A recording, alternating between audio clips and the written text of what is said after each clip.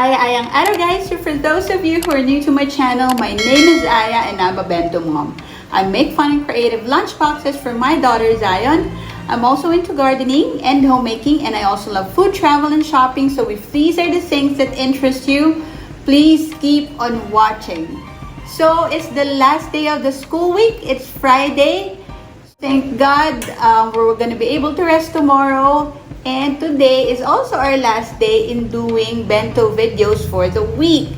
So for this Friday, I'm gonna share with you not only one lunchbox, but I'll also share with you a new discovery of mine on how to make easy na snack for your kids. So, samahan niyo ako for today. So for today, since it's Friday, we're gonna be doing a French fries na bento. And literally, dahil Friday din kami, pre-today. So, our ingredients for our lunchbox. So, we have here red colored na rice. So, this was colored using beetroot powder. So, if you can see, there's a screen. That's how I mix the powder. So, I just diluted it in water. And then, mix it here sa plain na white rice. Ayan. And then, for Zion's ulam, so again, we're literally pre-today or Friday. So we have luncheon meat, which I already cut into strips para shape na siya ng French fries. Ayan. And then we also have scrambled eggs. For the fruit, I have grapes here. So medyo hindi pa kami nakapag-grocery. So this is what we have in the pantry. So this is gonna be our fruit.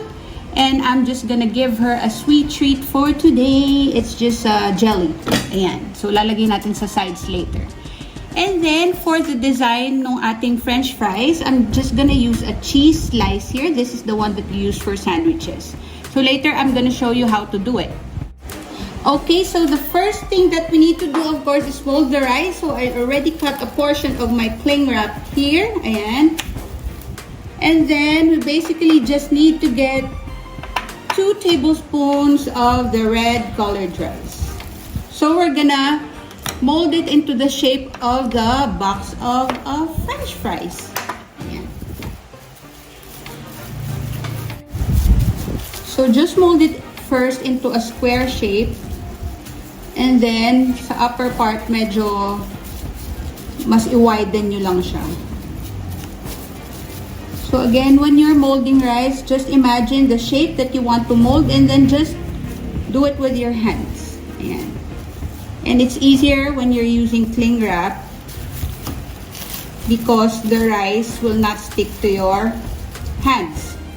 So ayan, medyo na-mold na siya natin na square shape. So we just need to make sure na sa upper part ay wider, and then here, wider siya, and then sa lower portion, medyo narrower siya. Just like the box of a French fries. So, this is how you want the shape to look like. There. And then what we want to do with the cheese slice is just put it here.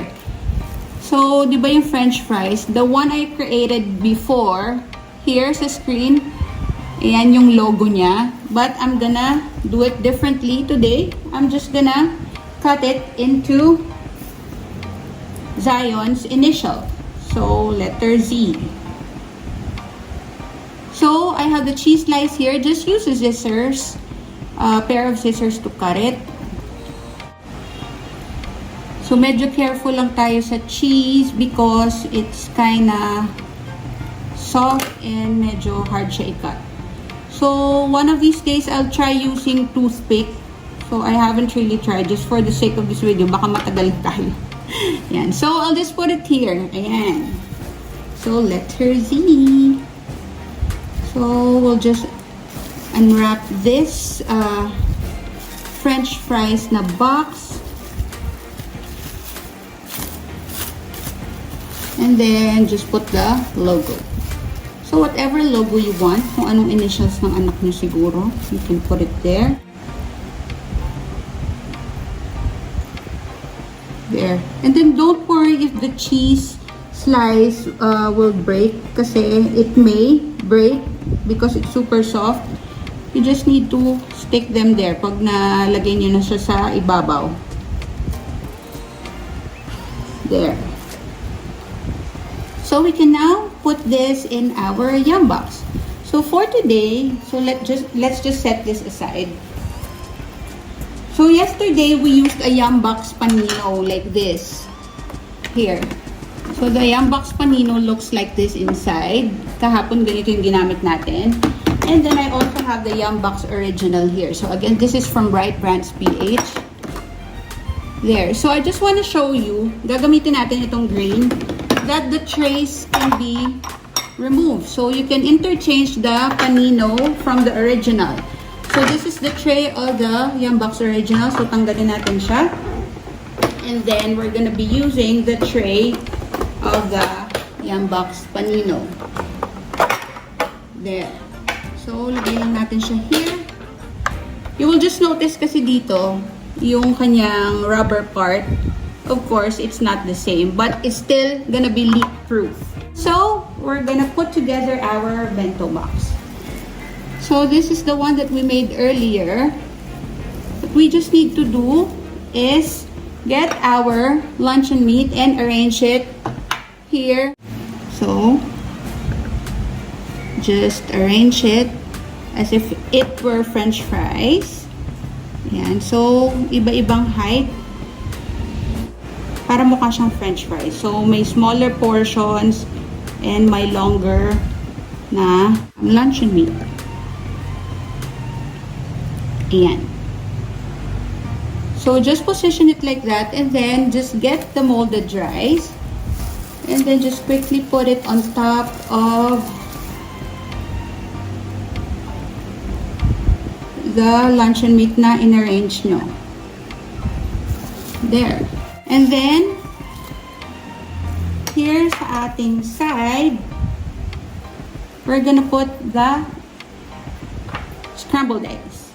So again, for your bento boxes, you can choose whatever food you want to eat. So you can control what your kids eat. Ayan. So I didn't use silicone cups today just to show you what it's like kung bare yung itsura nung yum box. And when you prepare food for your kids, you always need to make sure that your hands are clean. And the work area as well. Here naman, in the middle, I'll just put the jelly. There. So it just fits perfectly in that middle compartment. And then here, sa ating side, are the grapes. So, hindi tayo nakapag-grocery today, kaya medyo malungkot yung grapes natin. Ayan. So, this is our finished product.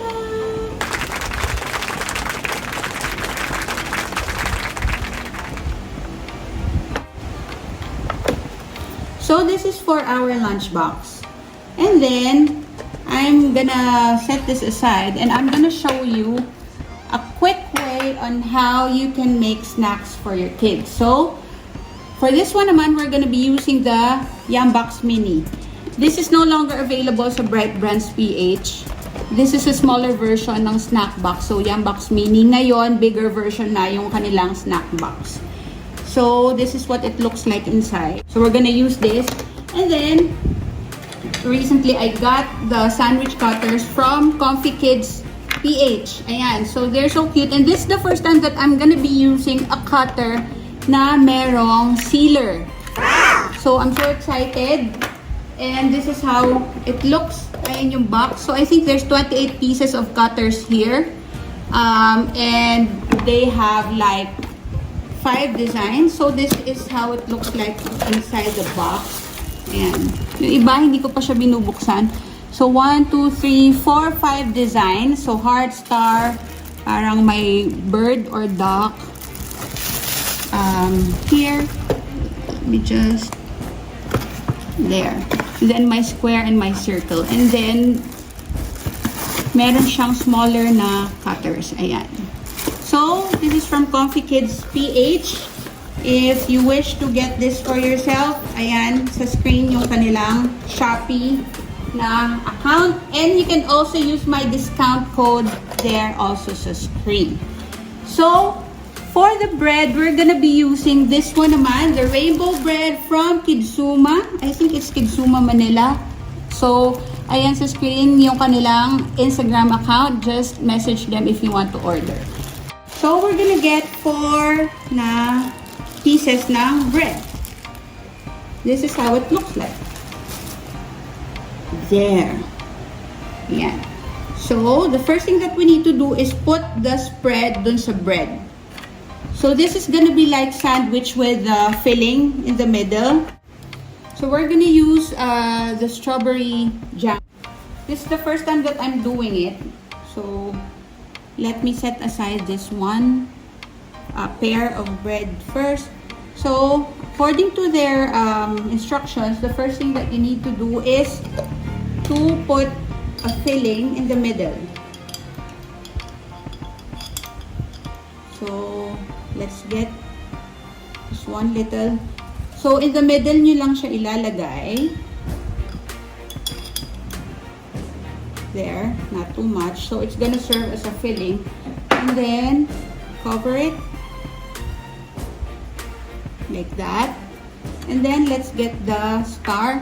So, yung sandwich cutter na may sealer would look like this. So, there's like a smaller portion inside, and then this is the metal part, which is the cutter. So, you need to get the smaller portion first. So, this is the sealer.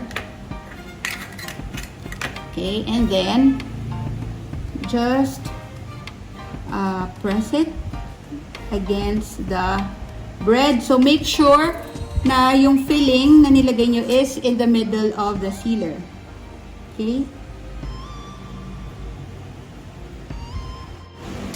There. So, seal na siya. And then, we'll try cutting it.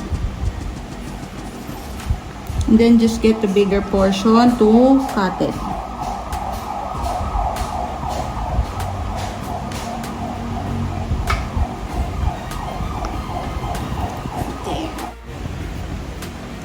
Yan. So, let's remove the extra parts. So, this is how your bread is gonna look like. Yan. So, para siyang, hindi lang masyado nakikita yung pagka-seal niya in the, on the sides because it's a rainbow. So, colored yung bread. Pag white part, medyo makikita niyo siya. So, it's gonna look like this. So, it looks like it's kind of fluffy and it has filling inside. And so, let's just put it here. There. And then, on the sides here, we will be putting our cereals.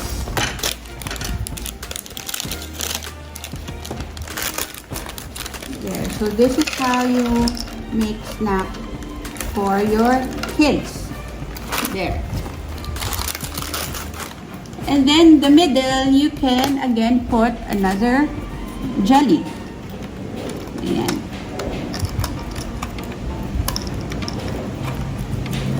Here.